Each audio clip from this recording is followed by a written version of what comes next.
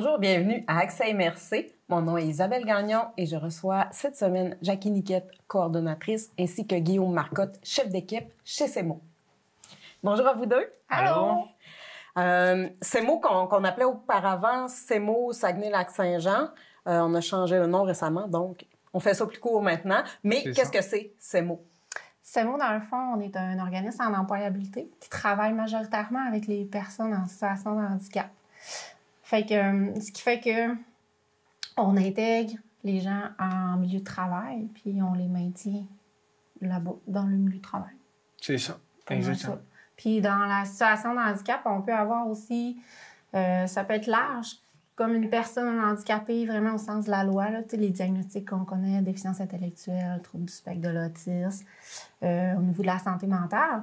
Mais on peut avoir aussi des situations handicapantes qui font que la personne a des difficultés de maintien en emploi ou qu'elle vit des difficultés en emploi. Par exemple, quelqu'un qui a des problèmes d'apprentissage. OK. Quelqu'un qui a un TDAH assez sévère. Fait que des fois, ça va faire Qui n'est pas bien contrôlé. Ça peut être confrontant en emploi. Des troubles de comportement, par exemple, aussi, qui peuvent faire que la sociabilité avec les collègues, les choses comme ça, ça peut être difficile. Fait que nous, on peut intervenir pour aider ces personnes-là. OK. Est-ce que ça inclut aussi les handicaps physiques? Oui, absolument. Là, vraiment, tout type de handicap, tant que c'est permanent puis significatif, comme Jackie disait. Il y en a que c'est plus significatif, mais la majorité de notre clientèle, c'est vraiment des diagnostics qui vont être permanents, significatifs. OK. Et puis, CEMO, ça n'existe pas depuis hier. Là. Vous êtes quand même dans le milieu depuis longtemps. Oui. CEMO, ça fait 37 ans environ là, que ça existe. Ça a été développé au départ au Saguenay. C'est pour ça le Saguenay-Lac-Saint-Jean. Oui. Puis par la suite, dans le fond, on a migré juste vers le lac. Puis ça venait en confusion, c'est un petit peu pour ça là, qu'on a changé pour devenir juste un CEMO. Fait que maintenant, dans le fond, on fait juste le territoire Alma, Roberval, Saint-Félicien, Dolbeau, donc le haut du lac. Puis on a un point de service aussi à Chibougamau. Fait qu'on fait le nord du Québec aussi. Là. OK. Donc là, si je comprends bien, le Saguenay n'est pas desservi par les services de CEMO. Il y a un autre, dans le fond, il y a un autre organisme là, qui est au Saguenay qui fait la même chose que nous là-bas, qui travaille avec les personnes handicapées aussi. Les autres, ils s'appellent Inclusia. Fait que nos secteurs sont vraiment séparés. Là, Dans le quotidien, dans le concret de vos services, vous faites ça comment, d'assurer cette inclusion-là auprès des employeurs, puis le maintien aussi en emploi, parce que c'est ça le défi aussi également. Oui, c'est une excellente question, puis c'est très difficile d'y répondre. Là, ça demande beaucoup de polyvalence de la part de nos intervenants.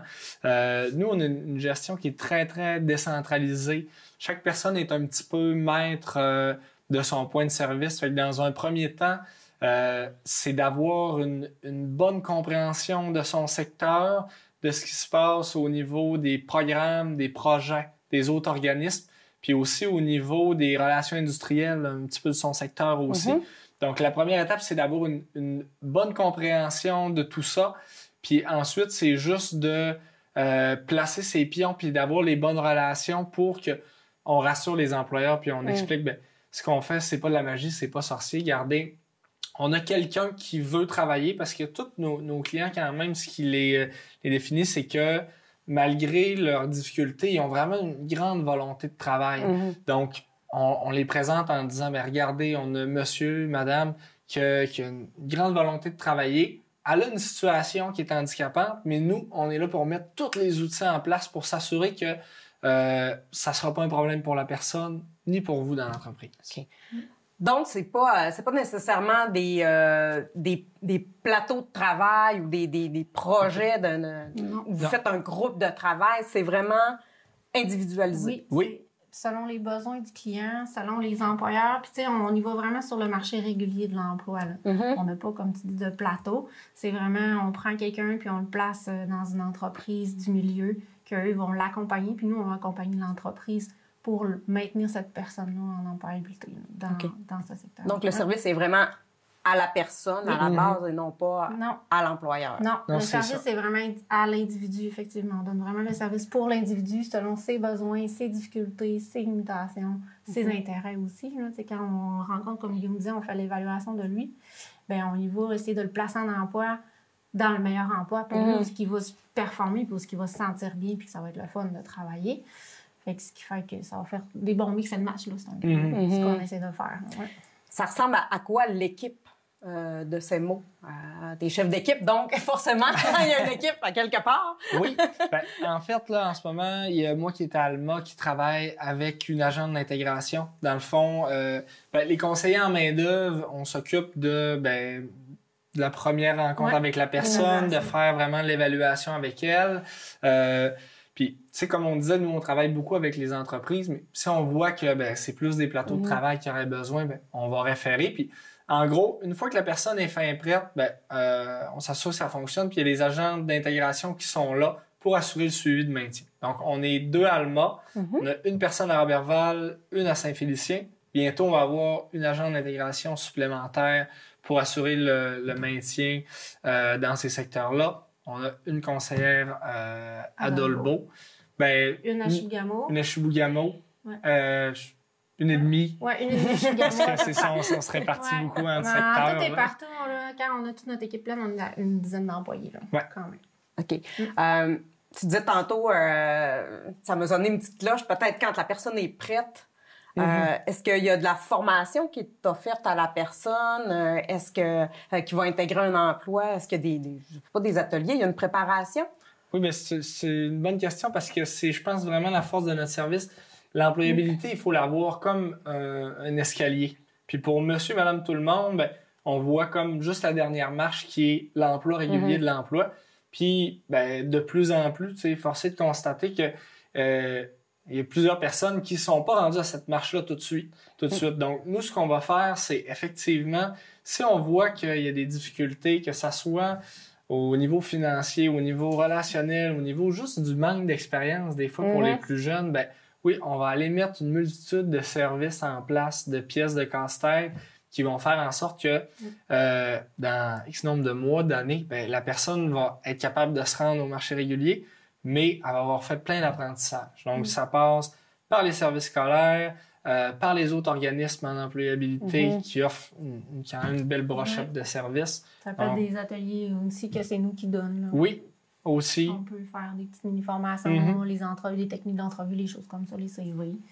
Puis on utilise beaucoup aussi, comme Guillaume dit, les services là, du secteur. Là. Si il y a un atelier qui est vraiment pertinent pour cette personne-là qui a le besoin, c'est sûr qu'on va la référer, on va l'accompagner vers ce service. OK. Donc, la collaboration avec le milieu est quand même essentielle. Oui, elle est très importante pour nous autres aussi, là, de maintenir ça. Parce que le travail, souvent, c'est le milieu, puis tout tourne, la personne est au milieu, tout tourne autour, mais s'il y a quelque chose qui ne marche pas, souvent, ça a un impact dans son travail. Fait que, on va s'assurer que tout fonctionne. Fait que le milieu est vraiment, vraiment important. Ouais. Les personnes qui font appel à vos services, est-ce que ce sont des personnes qui ont une formation qualifiante? Est-ce qu'elles peuvent avoir un DEP? Est-ce qu'ils peuvent avoir une formation collégiale? Ou c'est des gens qui n'ont pas de formation à la base? C'est tout ça. Tout ça. C'est tout ça mélangé.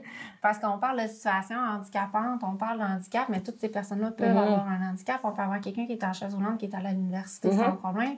Ça peut être quelqu'un qui a fait, par exemple, un DEP puis qui a eu un accident, qui se retrouve avec un handicap, il faut qu'il change de carrière.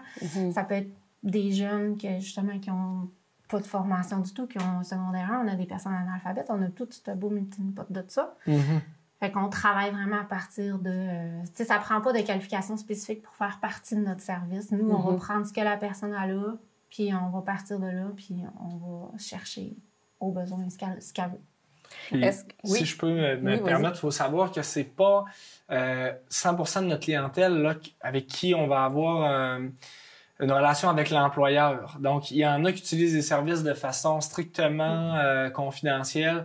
Donc, que ça soit un trouble mental léger ou un trouble mental grave, je parle au niveau de la santé mentale, là, bien sûr, il y en a qui vont être moins à l'aise ou que la situation ne sera pas connue de l'employeur. Puis, ce qu'ils ont besoin en support émotionnel puis en intervention, c'est pas toujours des choses qui sont directement liées au travail, mais qui affectent le travail. Donc, à ce moment-là, eux nomment un employeur qui prenne rendez-vous comme pour aller chez le dentiste, viennent nous voir, on peut travailler des choses, puis ça permet de garder un maintien quand même en emploi. OK. Donc, ils peuvent faire leur démarche en emploi de façon tout à fait autonome d'un côté face à l'employeur qui ne se doute de rien. Absolument. Et de l'autre côté, avoir du support.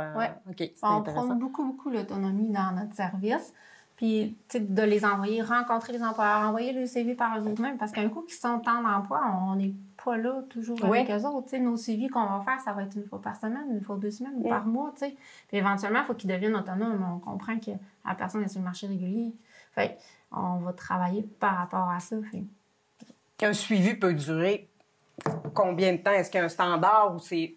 Nous, on donne pas plus que tant de semaines ou c'est tant que la personne a besoin? Tant que la personne a besoin, on va être là. Souvent, ils vont faire des in and out dans notre service. Ils vont venir, on va les placer, ça va bien aller, vivre une petite désorganisation, un événement qui se passe dans leur vie, quelque chose, ils reviennent dans notre service, on les reprend, on les retourne, ils repartent. Puis, souvent, ils vont jouer comme ça, mais ça, on n'a pas... on peut pas dire à quelqu'un... Ah ben l'autonomie, c'est toujours bien, on fait pas ça. Là. Fait que, tu sais, on n'a pas de limite de temps. On peut toujours prolonger le parcours, on peut toujours être là pour eux autres. Okay. Et le maintien, c'est quand même un défi. Est-ce que ça fonctionne bien? Est-ce que j'imagine que ça fait ses preuves depuis le temps, mais est-ce qu'on a des chiffres à tout hasard ou on en a, mais pas en ce moment. Okay. Mais quand même, oui, on voit vraiment la problématique avait été soulevée de la part des gouvernements directement, de dire, pendant la COVID, on se rappelle une grande pénurie de main-d'œuvre. Les gens se placent en emploi, mais ne réussissent pas à se maintenir. Donc, oui, nous, on voit vraiment une différence phénoménale des suivis de maintien sur la qualité du lien d'emploi dans la durée. Là. Donc, ça fonctionne très, très bien. C'est un service qui est apprécié. Puis, le fait qu'on soit flexible dans la façon dont on le donne, ça permet d'avoir un maintien encore plus grand parce que la personne, juste de savoir qu'on a quelqu'un qui peut être là au besoin, des fois, c'est assez pour passer un mot, une crise, 2 semaines plus difficiles. Donc, oui, on voit vraiment les effets positifs. Puis, tu sais, on a le poste d'agent d'intégration. Guillaume parlait tantôt. C'est nouveau. Tu sais, c'était un projet pilote pendant 4 ans avec notre regroupement qu'ils ont fait. Puis, par la suite, ça a été intégré dans les mesures de Service Québec. Fait que, tu sais, parce qu'on a prouvé que c'était un service qui était très, très pertinent, très utile, puis qu'il y avait des réussites par rapport à ça, parce que cette personne-là est attitrée seulement aux personnes en situation de handicap, puis elle se déplace en entreprise, puis elle fait juste ça. Nous, les conseillers en main-d'œuvre, il faut évaluer les personnes, il faut les rencontrer, on fait du bureau, il faut faire des démarches avec les employeurs, fait qu'on n'a pas nécessairement le temps, pas l'énergie, mais le temps de se déplacer en entreprise. Fait qu'elle a fait que ça. Fait que, tu sais, le maintien est vraiment très prisé. Puis les employeurs le perçoivent puis nous appellent souvent. Ah oui. Ben là, j'aurais peut-être quelqu'un d'autre. Tu pourrais-tu venir m'aider? Faire de la référence aussi. Beaucoup. Fait que, tu sais, ça, on le voit là, dans les dernières années, là, qui voit que le service de maintien est vraiment très apprécié parce qu'il nous rappelle pour nous dire j'en aurais peut-être quelqu'un d'autre qui vit certaines difficultés, il est à l'aise, il aimerait ça avoir vos services. Fait qu'il nous appelle, on se déplace en entreprise. Des fois, c'est des petites périodes de temps, le temps qu'on donne un coup de pouce, parce que des fois, les employeurs n'ont pas le temps de s'assurer avec l'employé puis de dire qu'est-ce qui se passe dans ta vie. Fait que nous, on va le soutien psychosocial, c'est pas le non plus. C'est pas le rôle de l'employeur. Non, effectivement. C'est pas donné à tout le monde non plus. Ça prend des compétences. Non, comment faire ça? Fait qu'on va y aller, on va se déplacer, puis on va voir, tu sais, finalement, il vit juste une séparation à la maison. Fait qu'on va régler ce petit bout-là, puis après ça, tu sais, il va revenir. Fait que le maintien est vraiment très, très... tu sais, même qu'ils nous ont ajouté dans nos services par rapport à Service Québec, ils nous ont ajouté un groupe qui est maintien en emploi. Fait qu'on fait que ça. Là. Fait que c'est vraiment... L'objectif, c'est de les maintenir en emploi. Depuis quelques années, là, il y a vraiment une explosion des besoins en main-d'œuvre. Est-ce que ça a eu un impact sur vos services ou sur leurs résultats, sur le nombre je dirais, le nombre de personnes qui viennent vous voir pour faire appel à vos services? Est-ce que vous avez bien que vous ne desservez pas les employeurs directement, les employeurs qui vous appellent pour vous dire avez-vous de la main-d'œuvre parce que j'ai des besoins? Absolument, oui. Je pense que il y a le côté pénurie de main-d'œuvre. Nous, c'est sûr qu'avec nos ententes, on a quand même un certain nombre à respecter qui est déjà fixé annuellement, mais je pense que c'est aussi le fait qu'on ait une équipe en place qui est stable, qui sont des intervenants vraiment passionnés, qui connaissent leur secteur, comme on disait tantôt, puis qui se sont investis à un point où ça pouvait pas faire autrement que qu'on ait de la clientèle. Donc, il y a cet aspect-là, mais ce qu'on remarque le plus, là, plus que plus de monde, c'est des références de milieux plus variés, puis des milieux qu'on n'avait pas avant. C'est-à-dire que ça soit par rapport aux hôpitaux, au CLSC, au département de protection de la jeunesse, qu'on n'avait pas avant, mais par les dossiers réussis puis le savoir-faire des intervenants, de plus en plus, on en a. On a des belles passerelles. Puis, tu sais, par expérience, moi, ça fait 10 ans que je travaille chez SEMO, puis je dirais que dans les 4-5 dernières années, d'avoir des employeurs qui m'appellent, Jackie, as-tu quelqu'un qui pourrait fitter dans tel poste? Ça arrive vraiment plus régulièrement. Avant ça, jamais. Là. On n'avait pas ça. Puis je trouve que la pénurie, mais là, ce qui a apporté aussi, c'est que les employeurs sont plus ouverts de plus en plus. C'est ce que j'avais demandé. Ouais. Au niveau de l'inclusion, on en parle beaucoup aussi. Là. Ouais. C'est rendu en vogue là, de parler de ça. Mais je veux dire, plus qu'une mode, c'est un mode de vie maintenant là, que tout le monde adopte. Là, les employeurs sont plus ouverts par rapport à ça. C'est sûr qu'il faut faire de la sensibilisation aussi, évidemment. Parce que des fois, c'est bien beau, je vais prendre une personne handicapée, c'est correct, mais il faut que l'équipe soit ouverte à avoir cette personne-là parce que ça demande du soutien, ça demande de l'ouverture des employés aussi. Puis des fois, ils viennent nous déranger, ils sont tannants, ils posent des questions, ils ont ci, ils ont ça. Fait qu'il faut que tout le monde soit sensibilisé à ça, mais on le vit le plus, puis on vit une belle ouverture des employeurs. C'est sûr qu'on le sait qu'il y a des employeurs, des entreprises, dans tous les secteurs, fonctionnera pas. Qu'on sait que ça ne marchera pas, puis ils sont pas ouverts à ça, puis c'est correct. Fait que, tu sais, on sait où placer nos gens, puis fait que... Mais on le vit, c'est le fun, ouais. Moi, je vois vraiment une plus grande ouverture des employeurs, puis c'est ça, d'avoir des appels d'employeurs qui nous demandent, j'avais jamais vécu ça. C'est un beau problème. C'est un joyeux problème, mais tu sais, on se retrouve des fois avec une clientèle qui ne cadre pas nécessairement avec leurs besoins aussi, tu sais, il faut penser à ça, tu sais, des fois... Pas placé à tout prix, là, parce que c'est ça, le maintien ne s'effectuera pas, j'imagine. C'est ça. Dans ces cas-là. Il faut toujours évaluer ce que l'employeur veut, ce que l'employeur demande, puis ce qu'on a comme clientèle, puis le besoin à eux, puis leurs intérêts. Fait que, des fois, on ne réussit pas à combler les postes, mais on essaie. Au niveau des types d'emplois, j'imagine, comme il y a tout type de personnes, ça doit être très varié. Des types d'emplois que vous trouvez autant manuels que... C'est extrêmement large. Puis aussi, de par la démographie des clients qu'on a, aussi, comme autant les limitations sont variées que les différentes caractéristiques, les niveaux de formation, on en parlait un petit peu tantôt, c'est extrêmement large. T'sais, on a des personnes qui vont travailler dans des bureaux, qui vont être des dessinateurs, on va en avoir qui sont dans les épiceries, on va en avoir dans tous les secteurs. Là. On en avait un qui travaillait dans un résolu, on en a à l'hôpital récemment qu'on a placé. Donc, c'est très, l'université, c'est extrême. Oui. Fait que, on en a, c'est ça. C'est très, très varié, mais ça reste que c'est notre secteur. Fait que, c'est dans les secteurs que nous, on a ici. Là. Si une personne aujourd'hui qui aurait besoin de vos services, qui ne vous connaissait pas, écoute l'émission, par bonheur, mais qui hésite encore, par crainte d'être jugée, vous lui diriez quoi pour lui dire... pour la convaincre de venir vous voir, ensuite? Qu'on est vraiment hot! On est une super équipe, mais on est vraiment à l'écoute, puis on travaille vraiment avec les besoins de la personne. C'est sûr que du jugement, on peut pas en faire dans notre service, parce qu'avec tout ce qu'on vit, tout ce qu'on voit, je pense qu'on n'aurait personne qui vient nous voir. Ça fait ses preuves. C'est ça, clairement. Puis de venir nous rencontrer, on va l'écouter, puis c'est pas parce que tu viens à une rencontre que ça veut dire que tu vas faire partie de nos services. Ça nous oblige à rien, ça coûte rien, c'est gratuit. On est juste là, on va regarder, on va t'offrir qu'est-ce qu'on peut faire pour toi. Puis après ça, tu prendras ta décision. Là, puis tous les intervenants de tous les secteurs, autant Chibougamau que tout le lac, c'est tout ça. Là. Viens me rencontrer, viens me dire qu'est-ce que tu as de besoin. Puis si on peut répondre, on va le faire. Si on peut pas, on va te référer aux bonnes personnes. Puis on va s'assurer que tu vas être pris en charge. Si on veut communiquer avec vous, c'est quoi le meilleur moyen? On se pointe au bureau, on appelle, on vous écrit? Idéalement, c'est d'appeler avant aller sur notre site web semo02.com. Nous, on fonctionne tout avec des cellulaires parce qu'on trouvait que c'était une approche plus directe avec la clientèle. Donc, il n'y a pas de secrétaire, puis après ça, on passe au triage, on vous rappelle dans 2 semaines. C'est directement.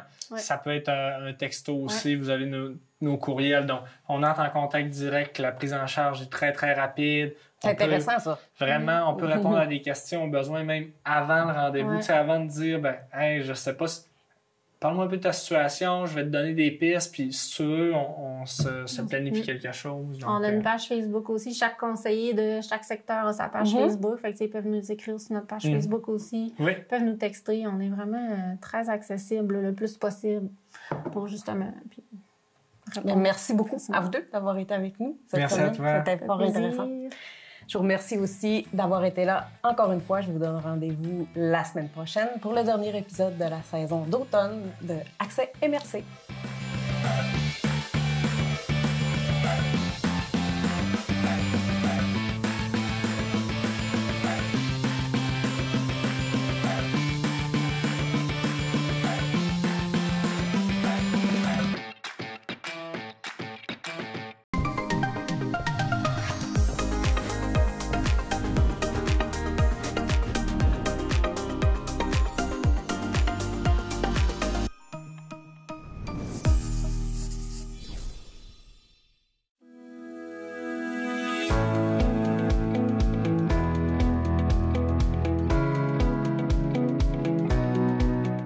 Pour vous, c'est quoi être bénévole? Être bénévole, c'est de donner de son temps de façon gratuite pour aider des personnes qui sont dans le besoin, que ce soit des personnes âgées ou des personnes qui ont des problèmes de santé ou autres. À quel âge et pourquoi avez-vous commencé à faire du bénévolat? Bien, moi, j'ai commencé à 56 ans, après avoir pris ma retraite. J'étais infirmière. Pourquoi? Bien, ma mère a toujours fait du bénévolat et ça m'a incité à en faire aussi pour aider les gens, continuer à aider les gens comme avant. Combien êtes-vous de bénévoles à la Villa de la Gaîté? À la Villa, nous, on est dans le conseil d'administration, on est 7 bénévoles. Quelles sont vos tâches en une journée? Avez-vous des tâches préférées? Nos tâches ne sont pas toujours les mêmes à tous les jours. Nous autres, au niveau du conseil d'administration, on a des tâches administratives où on s'occupe le bail et tout ça. Et on a aussi les tâches pour l'entretien de la bâtisse, les rénovations. Les tâches préférées, c'est de s'occuper des besoins des bénéficiaires ici, là, de faire le tour puis de voir s'ils sont satisfaits puis d'essayer de régler leurs problèmes s'il y en a. Avez-vous un autre métier et comment faites-vous pour concilier votre horaire? Présentement, je n'ai pas d'autre métier. Je suis retraitée et les membres du CA sont pratiquement tous retraités. De temps en temps, on réussit à aller travailler un petit peu partout pour donner un coup de main. Mais on est capable d'ajuster notre horaire là, selon les besoins et on est capable de se remplacer un et l'autre aussi pour faire les tâches. Quel est votre moment préféré dans votre expérience de bénévole? Bien, les rencontres de groupe qu'on fait, c'est toujours agréable. Mais l'été passé, on avait fait un dîner champêtre avec toutes les familles puis les résidents ici. Et ça a été le moment, je pense, le plus agréable là, depuis le début. Si vous aviez à définir le bénévolat en un seul mot, quel serait-il et pourquoi? Bien, je vais dire 2 mots. Entraide et disponibilité. Pourquoi? Bien, l'entraide, c'est pour aider justement les personnes ici, les résidents, puis tout ça, et les familles même. Et la disponibilité, bien, quand il arrive des petits pépins ou être disponible, là, on l'a vu surtout dans les dernières années, là, mais il faut être disponible pour répondre à leurs besoins à mesure que ça arrive. Quel est votre plus grand défi dans le bénévolat et est-ce qu'il y a des moments difficiles?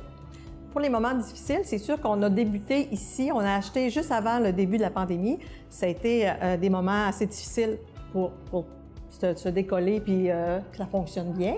Les grands défis, bien, c'est sûr, c'est toujours de se trouver les subventions pour essayer d'améliorer la qualité de vie des bénéficiaires puis tout ça. Puis c'est justement pour qu'il y ait assez de disponibilité pour qu'on puisse justement faire tourner ça de la bonne façon.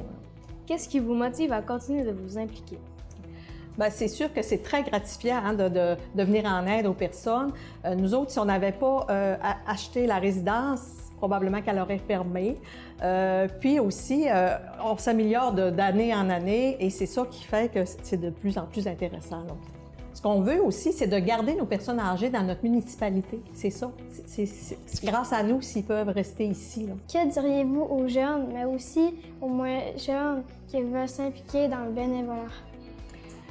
Je lui dirais que c'est très intéressant. Puis avoir un contact avec des personnes plus âgées ou des personnes qui ont besoin, bien, c'est très, très valorisant. S'il y a des jeunes qui étaient intéressés à faire des activités avec des personnes âgées, tout ça, c'est sûr que nous autres, on aurait besoin, sans être obligés de venir à toutes les semaines ou à tous les mois. Bien, s'ils aimeraient ça, essayer de faire du bénévolat comme ça, bien, nous autres, on sera ouverts à les accepter.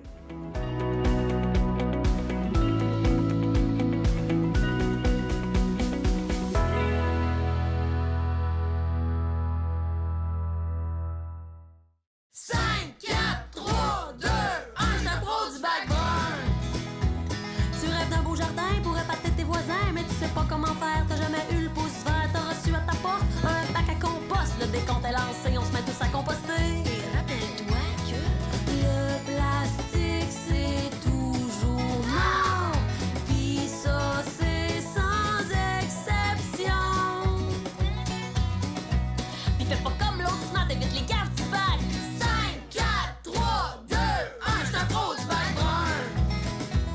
Tes coquilles d'œufs, tes plures de cocon, ton restant de bac, pis tes marinades, tes vieilles carottes, les échalotes, ta bouffe passe ses dates, swing ça dans le bac. Le plastique.